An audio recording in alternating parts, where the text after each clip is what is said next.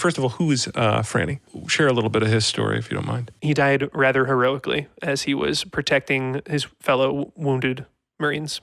Amazing guy. The guy on the other end of the radio, as they were rushing to get there to help, was just listening to him die. That and so much more coming right up on today's episode of The Pod Spotter.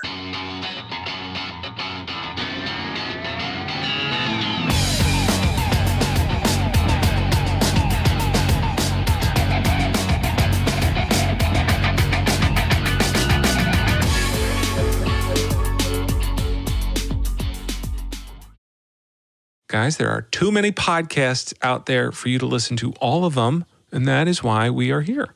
We're going to find the little diamonds in the rough, the little gems, and every week we're going to talk to the creators and the hosts and learn about their pods and play games, and hopefully you'll learn something or find it entertaining, and if you do, subscribe to our pod, visit thepodspotter.com, and we're on Facebook, Twitter, Instagram at thepodspotter, and you're going to find extra stuff there, extra goodies, extra content, and info on upcoming shows. Thanks.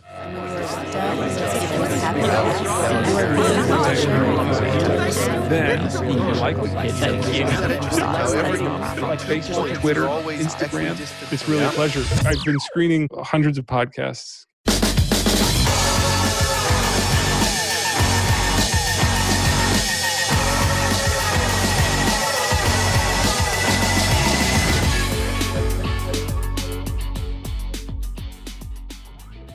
Well, if you're anything like me, this past Veterans Day came and went with little fanfare, short of some likes of family members' pics on social media and a phone call to my father thanking him for his service. Some years I post pictures of grandparents that have served, and occasionally I'll remember to pop on a Ken Burns documentary to help me understand the sacrifices made by the brave men and women who fought for our country.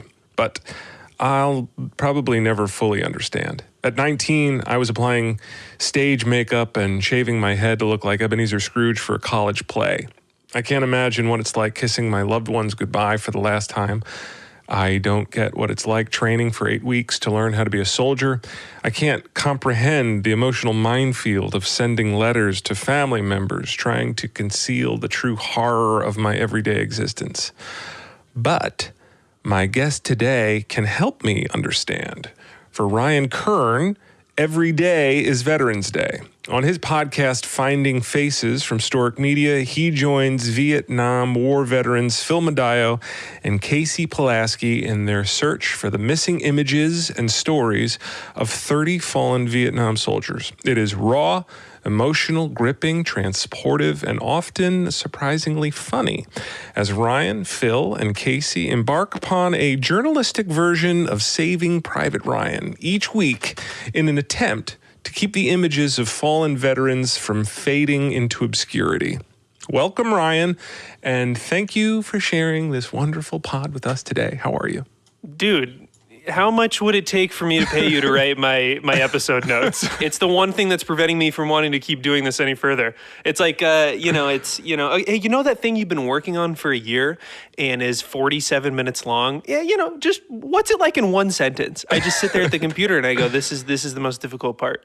Well, I often try to just relate these pods to, the here and now and what does it mean to us every day. But your pod helped me to call the people in my life who have served and just sort of talk to them. I learned the importance from you of just, talking to our veterans and just allowing some space for them to talk about whatever they want to talk about, not necessarily the most sensational moments in their lives, but hey, what was this like? What was that like? It was illuminating. I loved it. I had a great time just, catching up with my dad specifically just about that time. And that's as a result of listening to you. Right. I've had the same experience. My uncle served in Vietnam, and until recently, I kind of thought, oh my gosh, I don't know anything about what he did. We've never talked about it. And if there's anyone who's just kind of naturally mentally stable enough to not have an issue with the past, it's my uncle. He's incredible. He's incredible. And you would never know. that he was a Vietnam veteran or that he saw combat or he had to do any of the things that he had to do for the 12 months that he was there in country. But all of a sudden I realized I've been talking to veterans and hearing their stories and now finding families through Finding Faces for a couple of years now. And I go, I don't know anything about what my uncle did. And we just had that conversation like literally a month ago. Can I get you quickly, just before we get too deep into it, how do you introduce yourself when you're knocking on doors on your podcast? I always joke about it because one of my favorite movies is Ace Ventura. If you've ever seen Ace Ventura, there's a scene where Jim Carrey's character is looking for Ray Finkel's family home, and he knocks on the door and he goes, "Hi, I'm looking for Ray Finkel." And right at that moment, a little slit of wood shoots open and a double barrel shotgun just gets pointed directly at his face.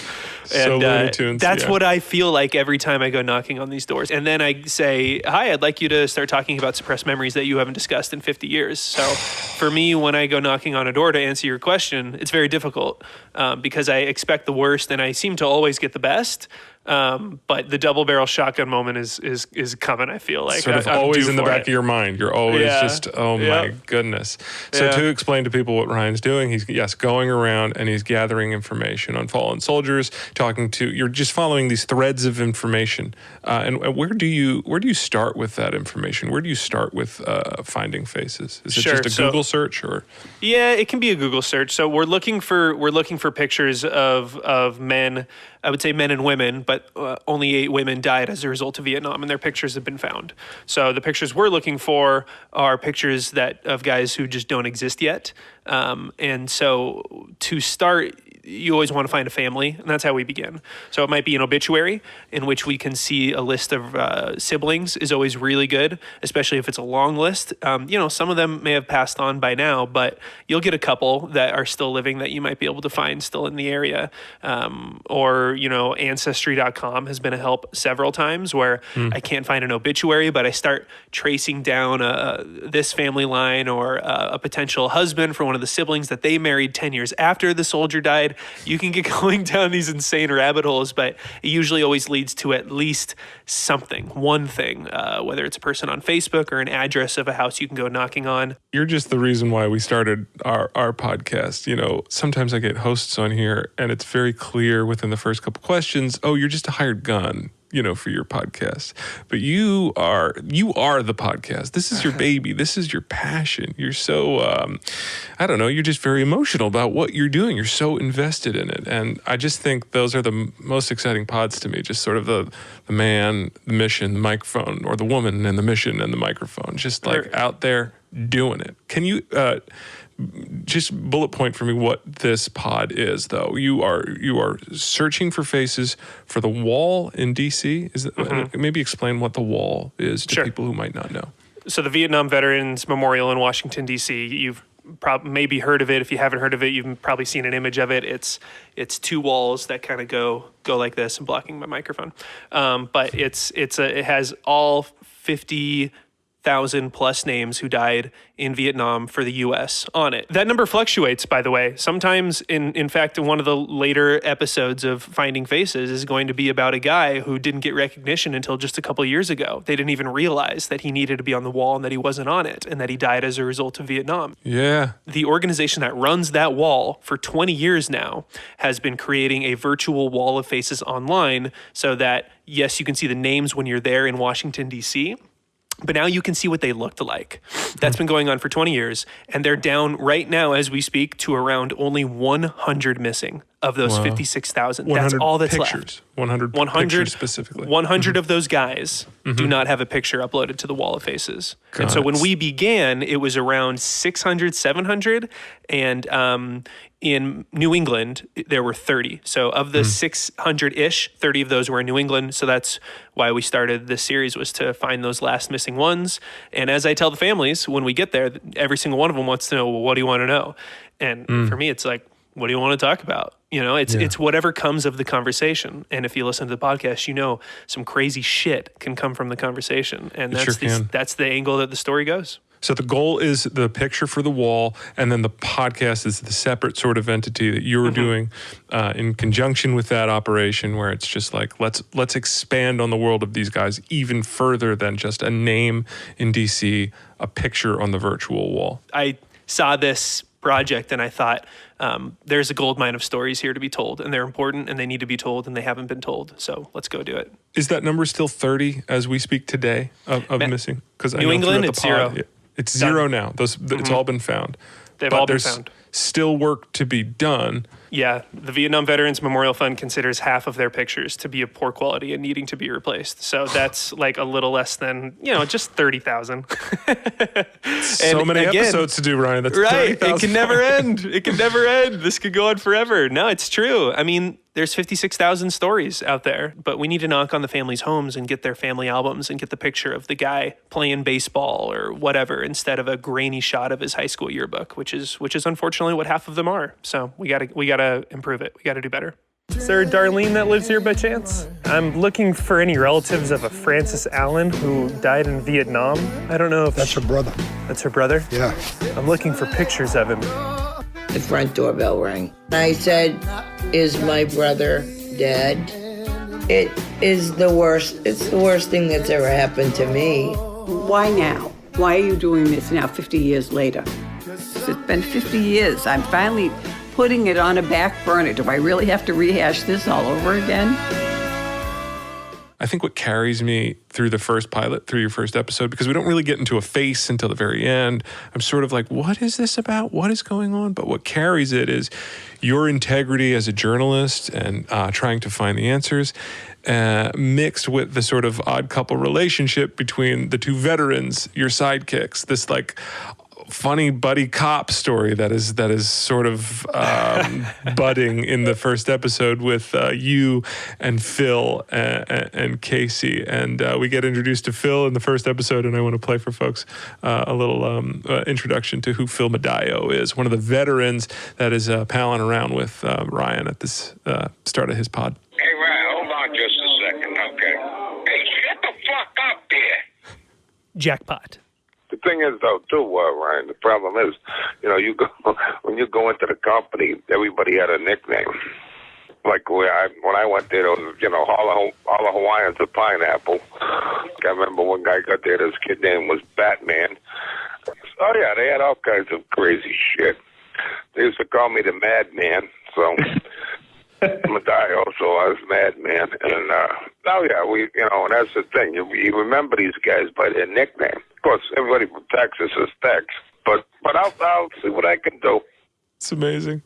Just the madman, and then you're sort of like fastidious, sort of like, well, how do I, cross all my T's, dot my I's, and then you bring in Medaio, and it's just like, okay, I like where this is going. I like what this is about. Blows it all out of the water. That's Phil, and that's the sort of first time we hear about nicknames in your pod, but not the last, certainly. You end every conversation with families with, hey, by the way, did your brother, did your father, did your so-and-so have a nickname? Was this piece of audio the birth of that tagline, the nickname thing?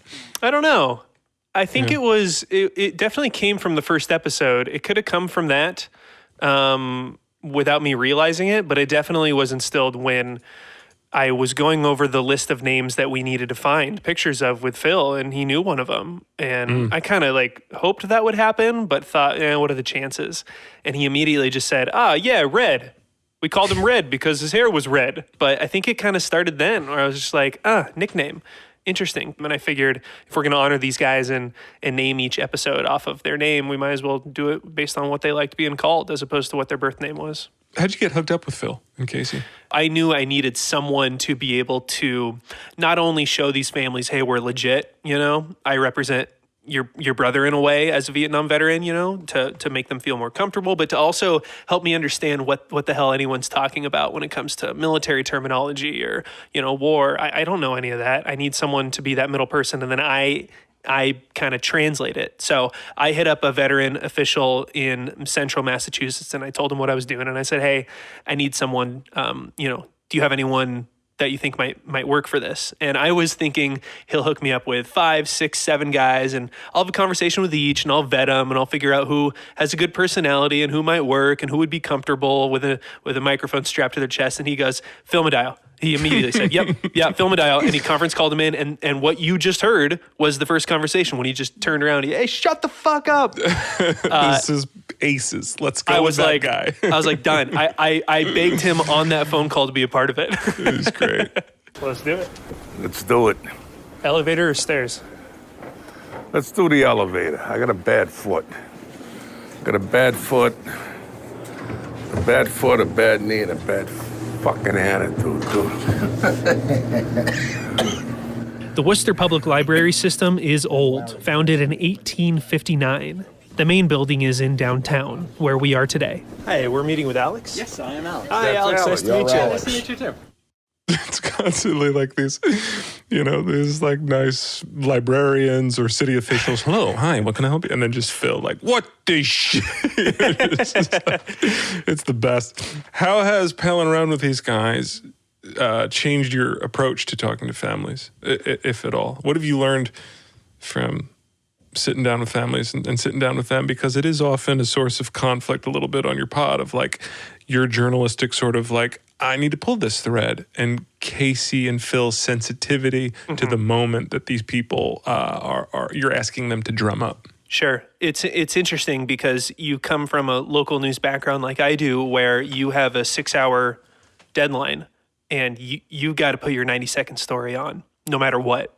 And so you start getting a little uncomfortable and panicky going, I got to get my story together. And now I'm doing this, and I find myself having that attitude unintentionally, where maybe I'm asking too rough of questions. Maybe I'm pushing a little too much to see if someone wants to share something with me. I'm opening the door for them. I'm not saying, hey, tell me about this, but I'm giving them that opportunity. And then Phil will give me a look.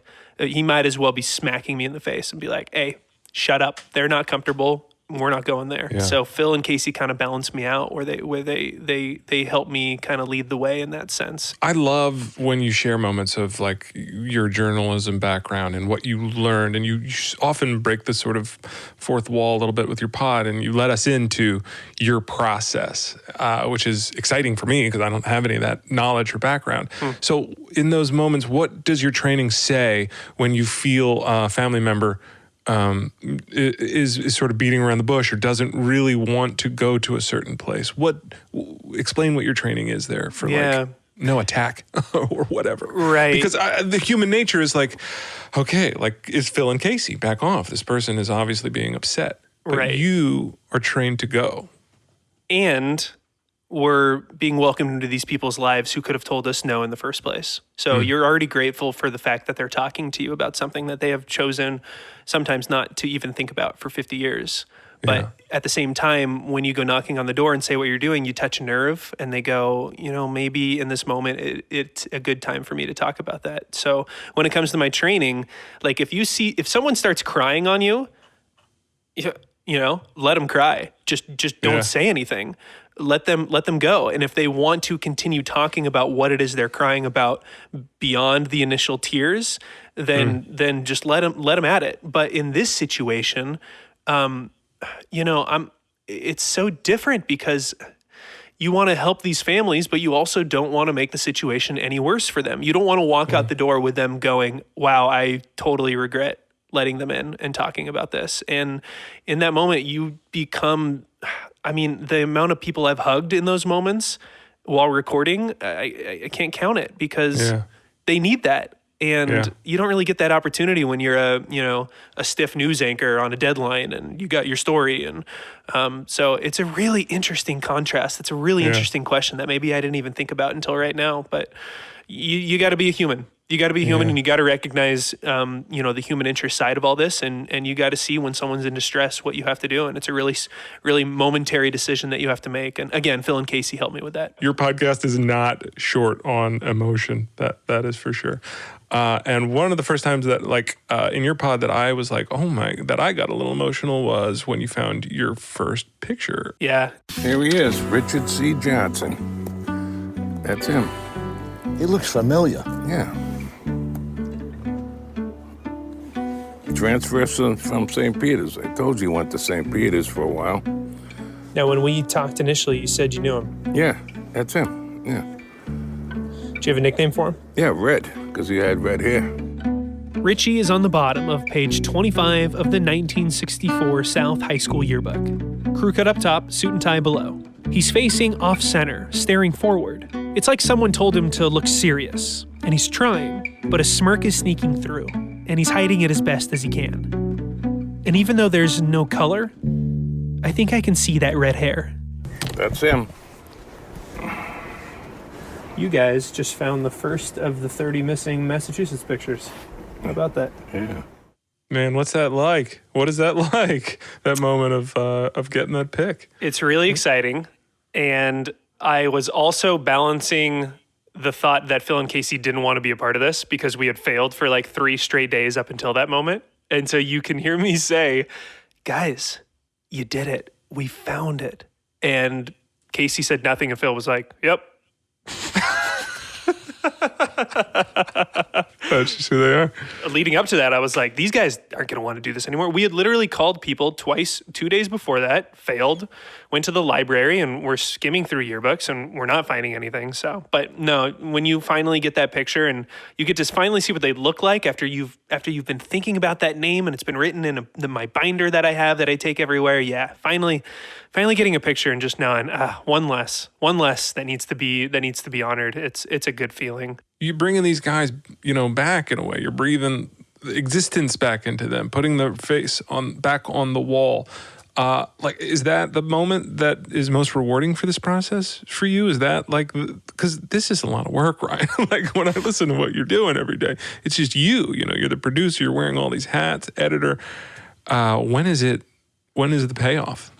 Yeah, it's pretty special when we get the pictures. I think for me, because I'm so revved up and in the moment, because like you said, I'm the audio engineer, I'm the producer, I'm holding the microphone, and I've got the audio recorder strapped to my chest. So there are times when I listen back to what I record and I go, oh my God, that moment was insane. And I don't necessarily realize it while it's happening because in a quarter of my mind is, are the mic levels correct? And the other quarter of my mind is, am I putting the microphone in the right direction? And then maybe half of my head is in the moment. So sometimes when I listen back and I'm editing the stories, I go, oh my gosh. But you know where it really comes, Zach? And I hate to sound corny, but it's true. When I have those moments for the payoff, it's when the family will text me or call me or just check in 8 months later, a year later, we keep those conversations going. Those are the moments for me is when these people who have avoided the topic for 50 years are now so open about it that they want to keep a connection with me and I want to keep a connection with them even more. I think that's the payoff for me. It's pretty special. How many threads of information are you following at any one given time? Like it feels like, episodes are overlapping, different information's coming in from different family members all over the world at different times. What is that? How many soldiers are you juggling at once? At the start, it was 30. And I would leave a message and I'd get a call back 2 weeks later, be like, hi, you called about my brother Robert. And I'm like, what was the last name? And now I'm risking sounding like I'm just, either a scam or it doesn't mean that much to me. And I'm like, no, I got 30 heads juggling in my head or names juggling in my head. Yeah. So yeah, once we start dwindling down, it's a lot easier. Yeah, a lot easier. You found the picture of Red, but your mission sort of expands beyond that with the podcast. As we discussed, you want to know as much as you can about the people. You want to know more. You want to provide a little context. And so I want to get into Red just a little bit and, about who he is. In episode 2, we learn more about Red, and you get your first big break on who he was from a call from his relative, Jen. We'd love to help and be involved. Oh, thank you. What you're doing. Okay, hon, yeah. We know it's tough. I played football with Richie. I got out of St. Peter's at 64. And then Richie went to South. But I remember Richie, Red, we called him, and he played... Dickie. Well, we called him Red, too. Yeah, Dickie boy. Yeah, I remember... Red, yeah. Also, part of this project is to, hear from the family. So you got emotional when we brought it up. Was that a tough topic for your mom and your aunt through their lives? Yeah. Yeah. And I choke up, and I never even met him. I never met him, and that's the impact he had on our family. My mother has 52 first cousins, so my mother and Dickie had 52 first cousins, and all of them still talk about Dickie. Wow. I think you often think about PTSD just in terms of the soldiers that come back and what they bring, and you don't often think about the inherited PTSD and the inherited trauma that sort of gets passed down from these families. And that's one of the big takeaways I had from your pod. Jen is certainly carrying a lot there. Yeah, as is her mom and her aunt, who we later met up with. I didn't really realize it either. You just kind of associate that with war. And then you start talking to these folks and you realize how much they've suffered from the moment either the brother or son was drafted, or they took off on the plane or the bus or the letter came home. Whenever it started, it certainly doesn't go away. Red was awesome. He had a car that didn't work that everyone jumped in as it was running down the hill, and the greatest personality. He was an excellent bowler. So just to put those stories out there to give Red 50 years later, his soul some kind of peace as well. It's a lot of things I didn't realize and anticipate going into it. And there again is Phil like giving you the eye, like, hey, shut up, kid. Phil was so uncomfortable because that was our first one. He just wants to talk. Hey, I get it. I make her feel better. Yeah. And if you had your way, you're like, just let it roll, let it go, let her give her the space to do whatever. You might as well have been there. You might as well watched it happen. But again, that's part of the learning curve where Phil knew what was necessary in that moment. And I'm an evil journalist who wants to capitalize on emotions. So there's a balance. Who was Red? Share a little bit of his story, if you don't mind. Yeah, Richard Dickey Johnson. He is from Worcester, and he went to, I think, community college for a couple years, but was drafted immediately out of it.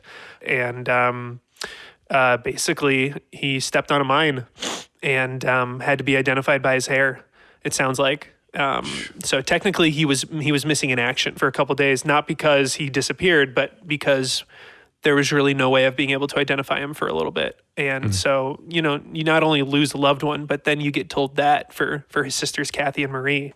So now they're stuck with that. But interestingly enough, they opened up about it. They were the ones to bring it up. She's got this crazy story then where we learn about Red and the guy who was supposed to be in Red's position or something. What was going on there? But from what I understand, he thinks that he would have been the person to be at the front of the line, walking through the jungle. But he was on leave for a week, and so Richie took his place. And so now you've got the family, but you've also got this guy wherever he is also dealing with that, which is why he reached out to Kathy in the first place. We dive into that in the episode. Kathy talks about how he reached out to her a couple of years ago to try and whatever he was trying to get out of that, try and find some closure and release it. So I sent him an email, and I said, I really don't want, thank you for your service, but PTSD is a real thing, and I'm still suffering from it. And I don't want to dredge up any of that stuff. I don't want to hear you saying it should have been you who was killed or anything. But I wrote him a nice note. So that I never saw or heard from him again. And thanks, but no thanks. I don't want to know you. What do you think he was trying to get out of it? I think he was looking for redemption. Ryan, with all of the various ways that you have seen people deal with grief and the loss of loved ones, from like dedicating a park or having a shrine or not acknowledging it, putting it in a box, like what are some of the healthier ways that you've identified people processing grief? There's only one thing you can do, which is keep their memory alive somehow. And if that's having a picture of him hung on your wall, or having a binder of his belongings or newspaper articles or whatever, those are the people who I think are having a better time. And by the way, you're only hearing the stories of people who say yes to me. So there's plenty of pictures that we've found where the family goes, yeah, you can have it, but no, I don't want to talk to you. That didn't take you a second to answer that question. And I guess I'm curious, like, have you seen the other side of it? Have you seen the unhealthy side? Yeah, but I don't really know what the unhealthy is because I'm not invited into their lives. But it's too much pain. It's too much pain for them, and they haven't thought about it, and they don't want to, and they want to move on. And you are mimicking that worst day of their life. Right. You are mimicking a door knock from 40 years ago. Right. Granted, you're trying to make amends, but it's recalling all of that, and it's it sounds like most people just are like, yeah, no, get out of here. I'm not. that door is closed. And I like to think that if I can convince them to say yes, it'll be a good thing for them. But at the same time, there's only so far that I can go to try and convince them of that. At the very least, I'm usually able to get a picture. And as the last hurrah, I just go, hey, he's going to be honored forever now. I hope that helps you. And I think it does. And here's more from the awkwardness of knocking on doors. This is in episode 4 when we learn about Franny. First of all, who is Franny? Set up Franny for us. Francis Allen Jr., also of Worcester. He's kind of in the middle of like 12 kids, somewhere around there. He did not get drafted. He volunteered, just like many of his older brothers before him. A Marine, went for 2 tours. And he went on his second tour with a wife, a pregnant wife, back home. And as he left, according to her, he said, I don't think I'm coming home this time. Or if I do come home, I'm not going to have all my limbs. And he volunteered to go once, and then he went back. And sure enough, Francis died in an ambush along with his fellow group of Marines. And he died rather heroically as he was protecting his fellow wounded Marines. Amazing guy. Who do you get that account from? Who was you hear the story of that from someone who's on the other end of a walkie-talkie? Yep, other end of the radio. So Francis is calling for help. He's sending out a distress call because they're being closed in on and they can't get out of the area because they have wounded Marines. And so the guy on the other end of the radio, as they were rushing to get there to help, was just listening to him die. And that man talked to me. Yeah. That's William Silver? William Silver, yep. I don't know what else to add. It was an ambush. They were outnumbered tremendously. They fought valiantly. They fought. And I was listening on the radio because we couldn't get to them at the time. There was too much ground fire and too difficult for us to get to where he was at the time. And I could hear him. I could hear the small arms fire going on, and I heard his voice, call for help. And at that time, where we were located, the Army gave us all our aerial support, and he was calling for help. And they were trying to get coordinates from him. Well, they were too involved in the intensity of the firefight to be able to take time and give a coordinates of where they were. He could give a general area, but he couldn't give the exact coordinates. And they kept going back and forth. And finally, the volume of his voice and the sound of the small arms increased until I could tell it was going to be the last, because he was just screaming out at that time. And then all of a sudden. So Franny stays behind, to take care of fallen soldiers, doesn't flee, doesn't retreat with the Caps because he's got wounded men, is a war hero. Why do you think there was ambiguity about his story? Why does his family not know this story? Why are you sharing this stuff? Interesting, right? So unfortunately, the majority of the older siblings have passed away, but the younger ones are still alive.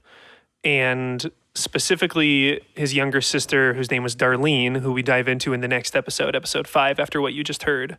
And, what happened? Don't know. She doesn't remember. But she was like 9 when he died.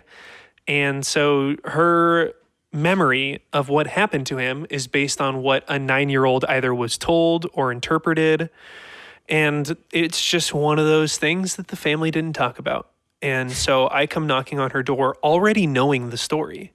I know what happened to him, and I have no idea that she thinks something entirely different. And so that's what you're getting at, because you listen to it, is we start to hear what her interpretation of how he died is, and it's wrong. And she has lost sleep over this her entire life because the way she thought he died, again, however she came to that information, the way she thought he died was a really terrible way. Friendly fire is what she says, which is a tragic way to go out, which is accidentally being killed by your own side, your guys.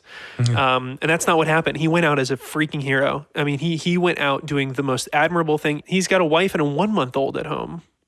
Crazy. Yeah, it's when the pod flips. There's a couple other moments, but where you go from gathering information to sharing information, which has got to be such a weird flip for you in this process. I want to hear because you were able to provide closure for Darlene, who thought this other story the entire time. And I pulled a clip here of the moment you're at the cemetery with Darlene, and she now knows the truth because of what you've uncovered. Do you want me to take you to the cemetery? Yeah, you want to go? Yeah, let's do it. Let's do it. Let me put all this away. Okay. Leading us to St. John's Cemetery, where, after reflecting on the day thus far, Darlene, for the first time, can say, So today, I'm not crying. It's pretty cool. which brings us back to that question I'm asking Darlene, as she and I are standing over Francis's grave. So what happened to result in you not coming here looking at him and crying? What happened today? Knowing that he just didn't go into giving up everything and maybe possibly the way he died, knowing how he died. You know what I mean? It put more closure for me.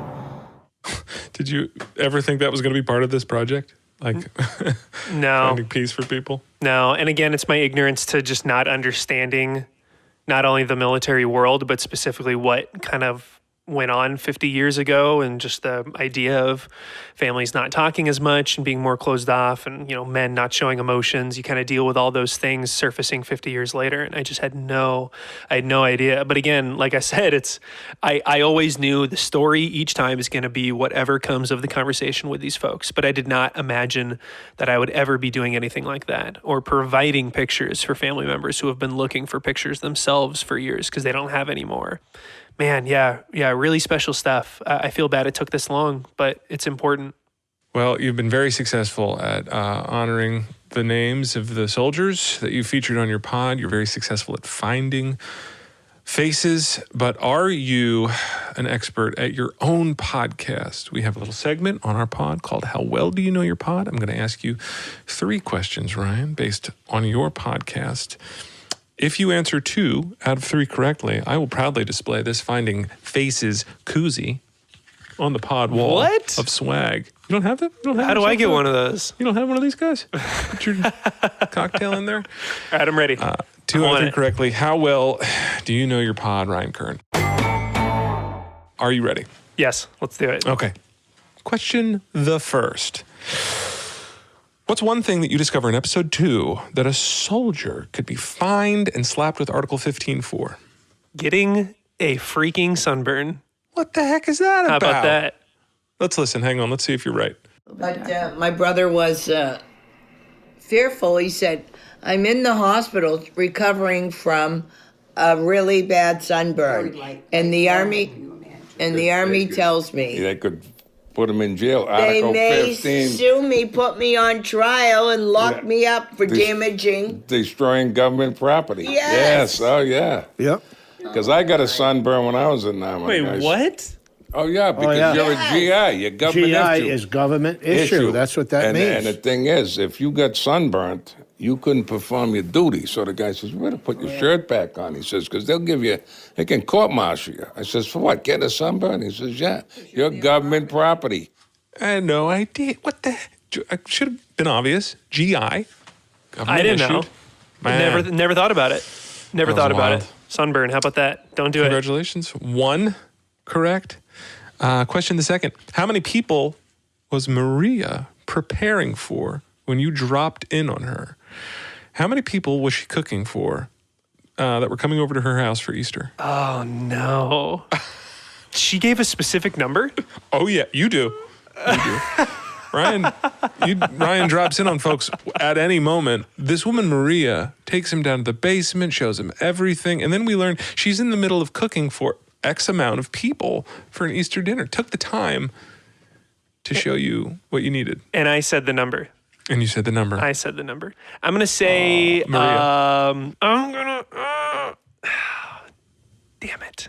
I'll say it's somewhere between 20 and 30. I'm going to go with, I'll go 20. Let's find out.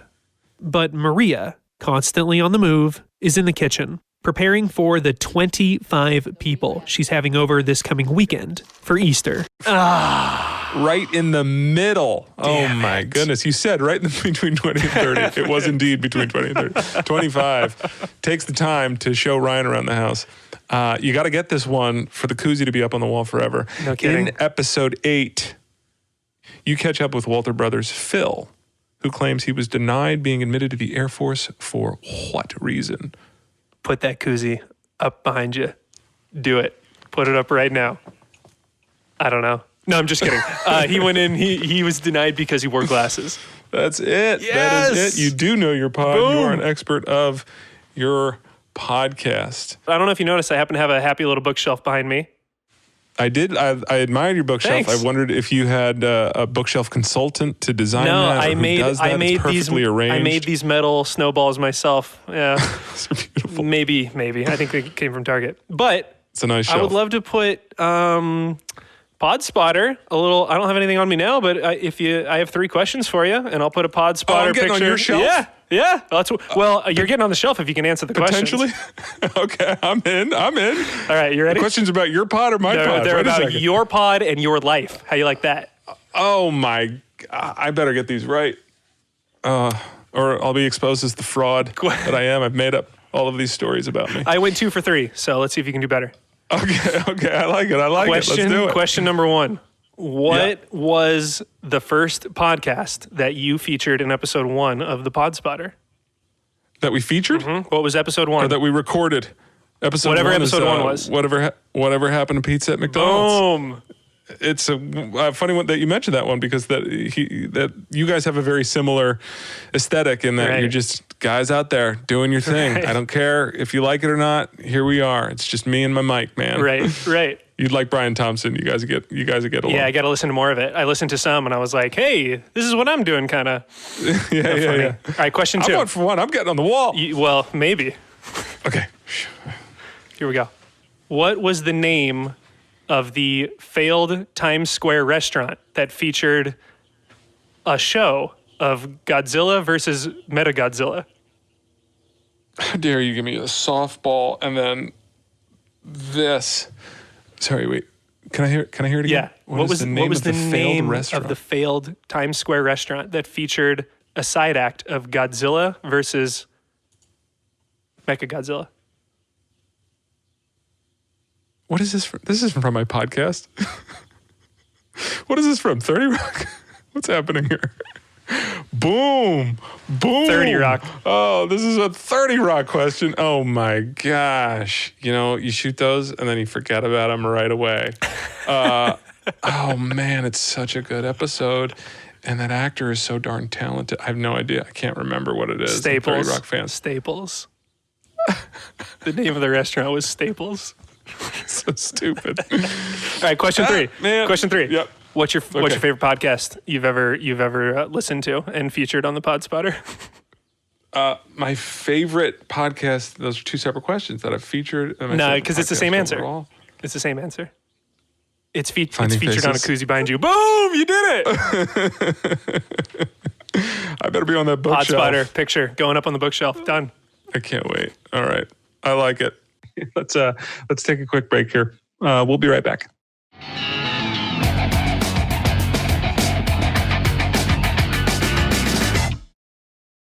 We're here to fill the role of just looking for great podcasts for you.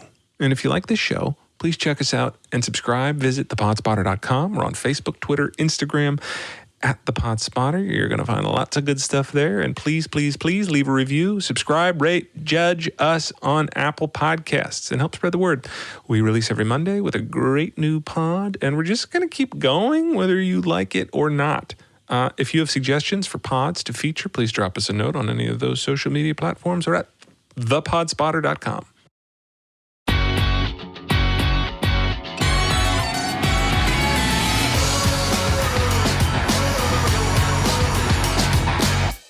It's amazing, but it should be said that you're doing all of this on a tight shoestring budget. You're paying for a lot of this yourself, I'm sure. I can't imagine you have a huge budget behind this thing, and so it's really funny to hear in episode 9, just recently released, how you have to get creative with these journalistic opportunities. Here's where my research becomes quite coincidental.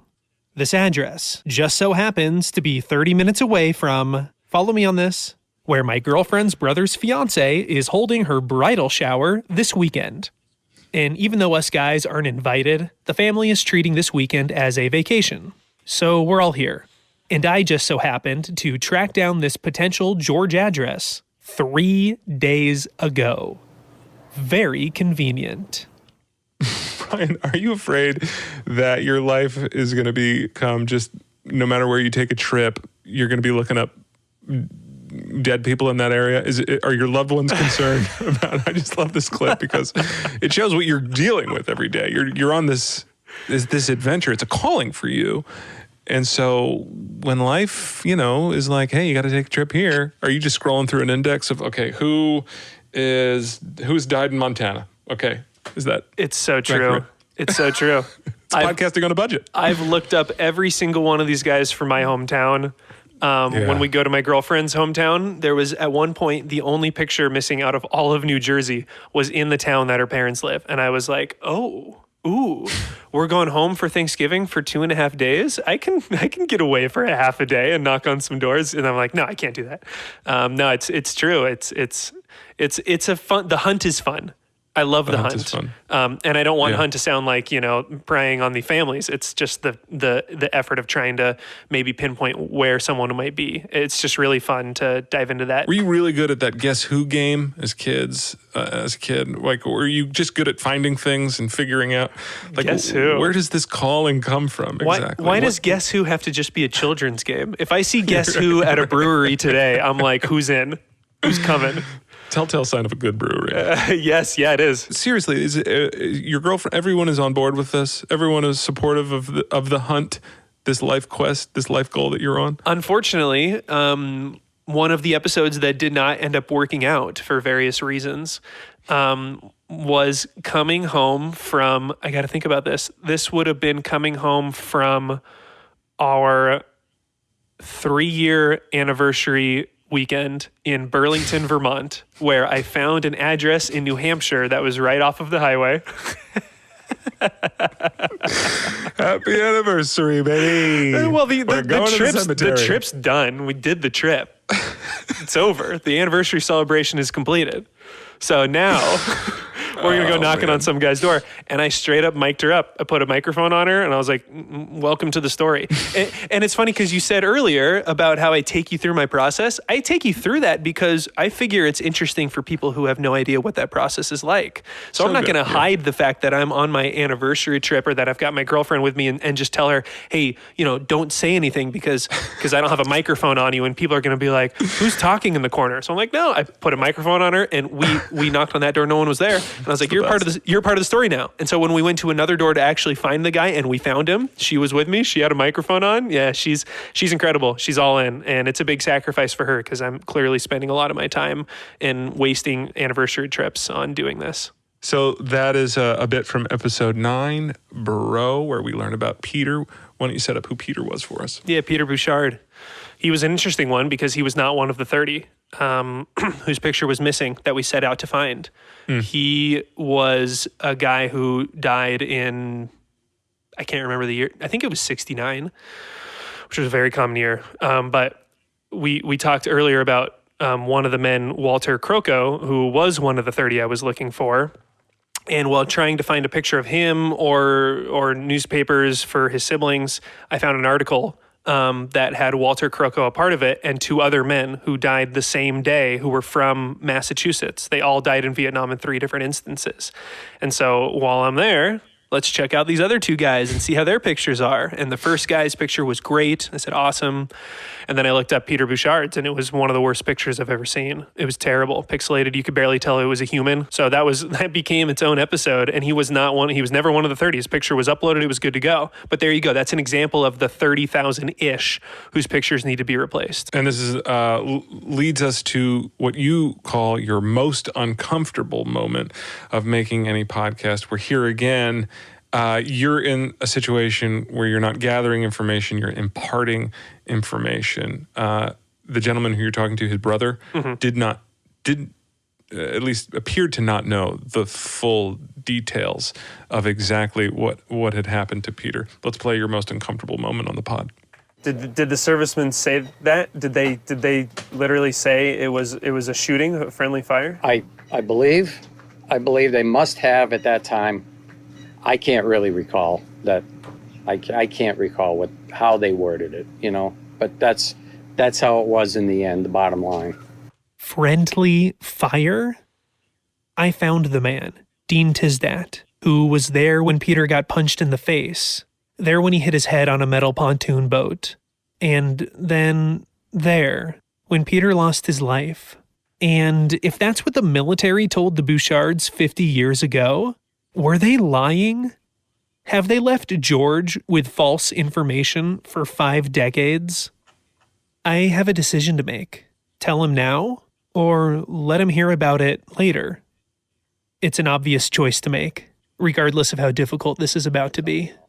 Man, so, Ryan, you have to decide in that moment to tell this gentleman how his brother really died in this horrible accident, a fight. He doesn't wake up. He probably has a concussion of some sort in the middle of the night and screams in the middle of the night and doesn't wake up the next day. And here you're standing in front of his brother. Why did you decide in that moment, I'm just gonna give him the facts here? Yeah, well, I gave him the opportunity to know. I told him that's not what happened. Mm-hmm. And if you want to know, I can tell you. But that's your decision. And he said yes. And I think I asked him again, just because, simmer on that for a second. If you realize, you know what, wait a minute, no, I don't want to know. That's fine too. But again, I went into that knowing the story because I found the man who was there when it happened before I found the brother. And so I go into the situation kind of thinking, if George wants to talk about it, I'll open the door for him, to go down that path of discussing exactly how he died and how devastating it was. That's what I thought. And then when George says that, I go, oh my gosh, he doesn't know. He doesn't know what happened for 50 years. Whoa. So yeah, give him the opportunity. And he said yes. He said yes again. And so I tell him, and when I say it was the most uncomfortable moment of my Finding Faces pursuit, it was one of the most uncomfortable moments of my life. But he was in, so I told him. Yeah, and then he rattles off the name of the man who punched his brother. He knew it without skipping a beat. He knew it.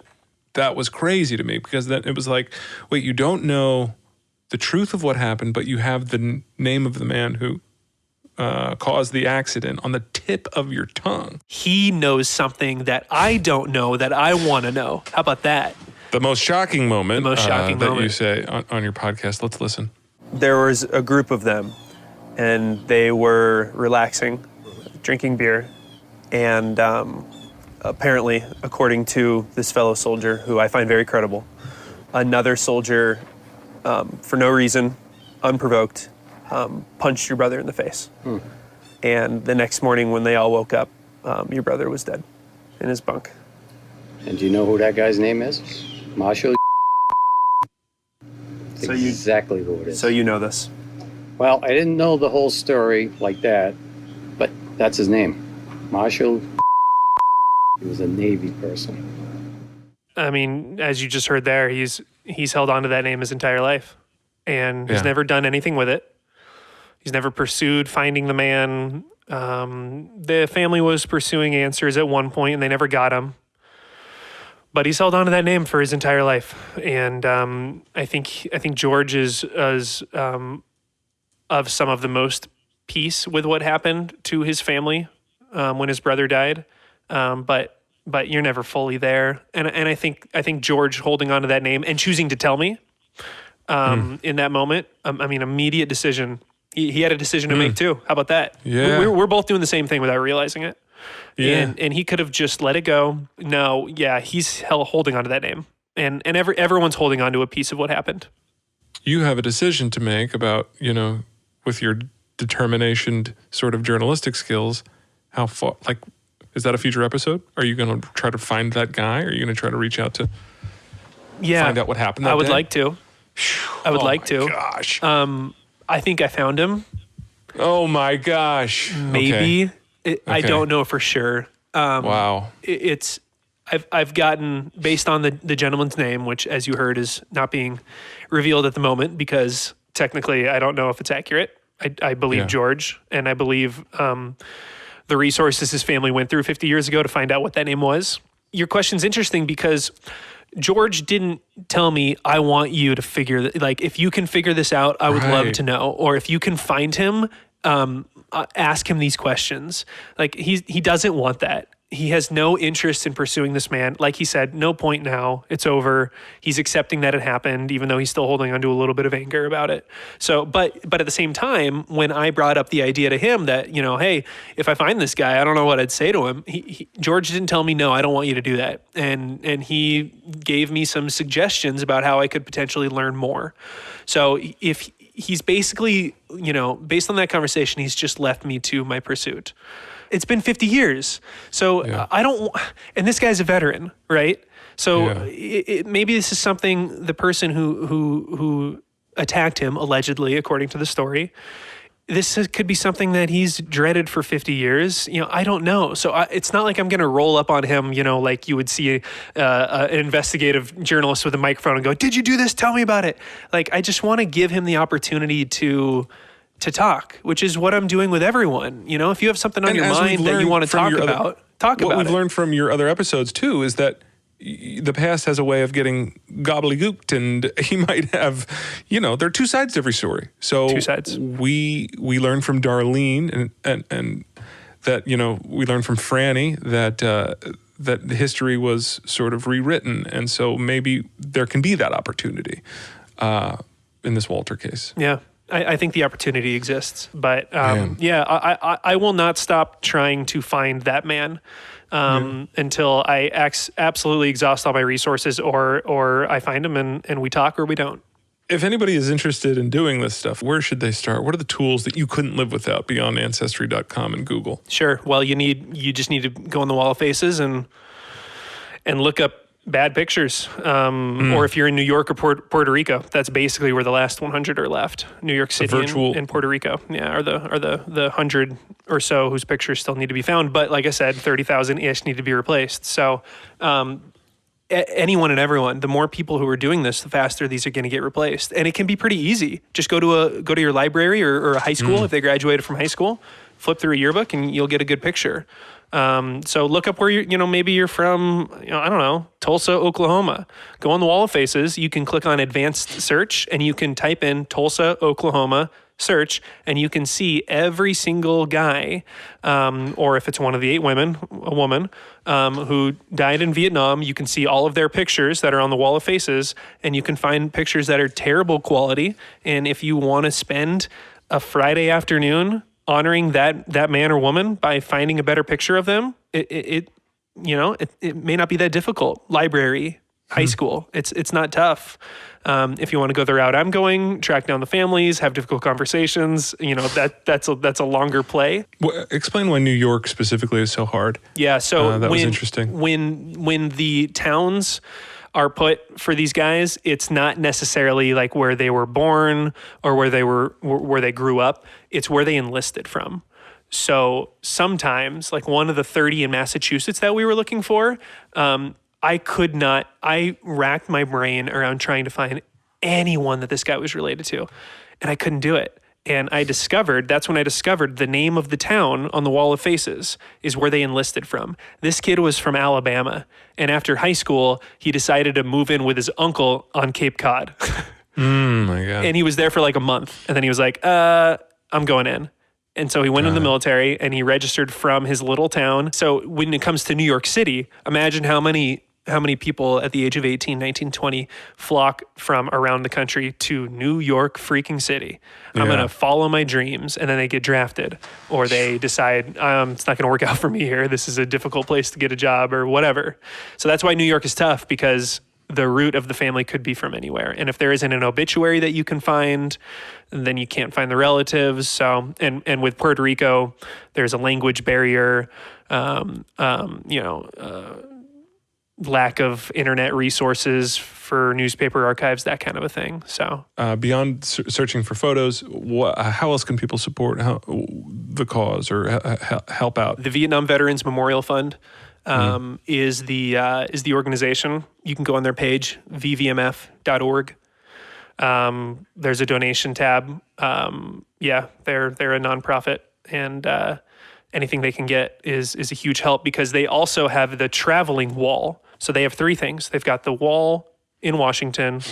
They've got the wall of faces online with the pictures, but a lot of their financial hurdles are taking this traveling wall that gets driven around the country in a semi to different towns across the country all year round, in non-COVID years, of course, for people who necessarily can't get on a plane or travel or don't want to. So it's this virtual wall with all the names on it that gets set up in different convention centers and different spaces. And they take that around the country so that people can get that wall experience and get that healing experience that the wall provides. So it's incredible what they're doing. It's a fun podcast, and it's informative, and I hope people start listening to it. Where can they find it? In all places? You can find it on Apple, Spotify, Stitcher. They're all over the place. Storic Media direct website. You can access the episodes there as well. It is the last 5 minutes of our podcast, Ryan, and that means no one's listening. They've fallen asleep. They are out searching for photos, undoubtedly. They're at their local library looking for names. They've left us. It's just you and I. And so it's time for Go Ahead, No One Is Listening. And you could use this time to share whatever you'd like. Tell a story, recite poetry, whatever. Tell off a former lover. I am going to start with a story after catching up with my dad and talking to him about Vietnam that he shared this last weekend after I was sort of talking about your pod and just talking about that time period. He was telling me about his days on the Eisenhower. He was a Navy man. And he enlisted just after the draft ended. He signed up. And he's got some great stories, obviously. Being in the Navy, being on a ship for months at a time. He told me this story. He was out on a tour, and he was out for months, and a guy sat down at the lunch table. He had all these rubber bands around his wrist, and everyone was kind of giving him a hard time. And his group was like sort of making fun of him with all the rubber bands. And the guy goes, "What, you never heard of the sleeper?" And they're like, "What the hell are you talking about, the sleeper?" He was like, "Yeah, you tie a bunch of rubber bands around your left wrist so it falls asleep. So when you masturbate, it feels like someone else's hand." And you're right. No one is listening. Horrified. Yeah, no one's here. It doesn't matter. They were horrified. This is a war, guys. This is a war. So everyone's like horrified, giving a hard time to sleep, or what the hell? And then my dad said the next day in the lunchroom, he sits down at the table, and 6 out of 7 guys all have a red mark around their left wrist. No. War is ugly. War is ugly. War is ugly. All right, so you went the veteran route. That's a great story.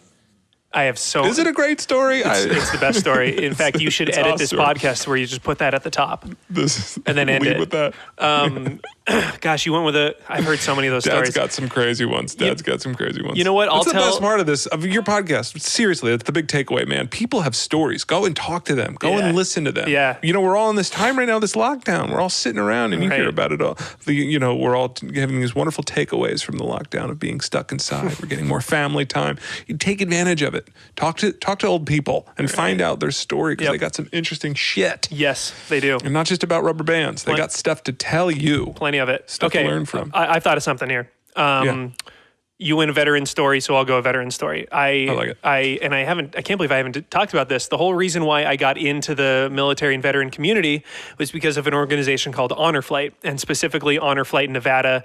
It's a national organization that has chapters in each state where they take veterans for free to Washington, D.C. to see the sites and memorials built in their honor. Super awesome. I used to go and cover them. I would record them for our news station and document the stories. And that's when I started to realize, there's a world of storytelling out there that doesn't exist yet that needs to. So anyways, I'm on one of these trips, and you can always tell when someone, because I'm not holding a microphone, I'm holding a video camera on these trips. So you can always tell when people want nothing to do with you, and they're constantly looking to where you are and staying behind you, and Staying at your 6? What was that? At your 6? Yeah. Stay at your 6? Yeah. Yep. Right there. Exactly. And so the last thing I want this veteran to do, who's been dreaming of seeing, Lincoln his entire life, is to have that in the back of his mind that he needs to be aware of where I am. And so I'll go up to those guys and I'll go, hey, I see that you hate me. I would hate me too. So I'm not going to put you on camera. I don't want you to have to think about where I am. So enjoy your trip. Don't worry about me. If you please trust me, I'm not gonna film you. You clearly look like you don't want any part of that. And I said that to this one gentleman one time, this Vietnam veteran, and he said, "Okay, thanks, I appreciate it." He was kind of the back of the bus guy, wasn't really interacting with many people. And the 2 days of the trip went by, and it was the last day and the last event. And we were going to the wall, which was going to be obviously a big experience for him to see the names of his buddies. I don't know if it was his first time or not, but it doesn't matter. It's a traumatic experience and it's a difficult one. And if you're unfamiliar with Washington and the National Mall, and no, it's not a shopping mall, it's where Lincoln is, and it's where the Korean Memorial is, and the Vietnam Wall, and on the other side is World War II. Anyways, if you want to get to Vietnam, the Vietnam Wall, you have to walk past Lincoln. And I happened to be walking with this guy. This was really the first time that I was with him. And as we're walking past Lincoln, all these people, tourists, it's always packed, the steps. This guy has a megaphone, and he's yelling into his megaphone on the steps of Lincoln about how everyone sins and everyone is going to die. You're all going to die because you're sinners. And he's preaching. And I see this guy and I think, man, so many people, probably people from overseas, have always dreamed about seeing Lincoln, or at least it was a big moment for them on this trip. And this guy is here yelling at them like, this sucks. And that Vietnam veteran, who was quiet the whole time, as I'm walking with him, he looked at me as we're walking and he said, I disagree with everything that guy's saying, but I fought for his right to say it. And it was this moment where I stopped walking and I had to wrap my brain around what just happened to me and what he just said. And I was like, oh my gosh. And it was one of the most amazing moments of my life where I realized so much. And then all of a sudden this other Vietnam veteran marches up to the guy and goes, hey, shut the fuck up. Get the fuck out of here. He goes, get the hell out. Who do you think you are, you son of a bitch? and right at that moment, I just kept walking. I was like, oh, okay, people have opinions. And I just kept walking. Oh my God, that might be my favorite last 5 minutes. That's so good. That is such a good story, Ryan. Oh my God. Such a pleasure talking to you. This was so fun. Thank you for doing this. No, Zach, you and your team, what you guys are doing with PodSpotter is awesome because there are incredible stories out there. Like you said, there's a million. I'm one of a million, and you're highlighting some of the ones that deserve the recognition. I'm honored to even be considered amongst that group. So thank you. Thanks for listening. And if you're listening right now, if you choose to check us out, I hope you enjoy. And we'll keep doing our best to bring you an hour that you'll enjoy and want more of. We'll do our best.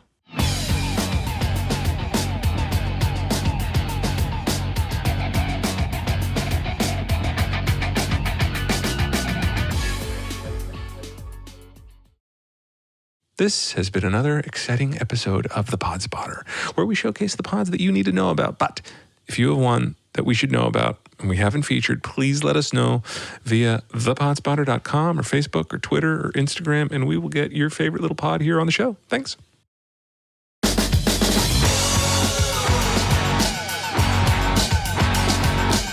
This has been Zach Robinos. The Pod Spotter is created by the Price Brothers, produced by Oink Inc. Radio, associate producer Tori Adams, and is recorded and produced at Baker Sound in Philadelphia.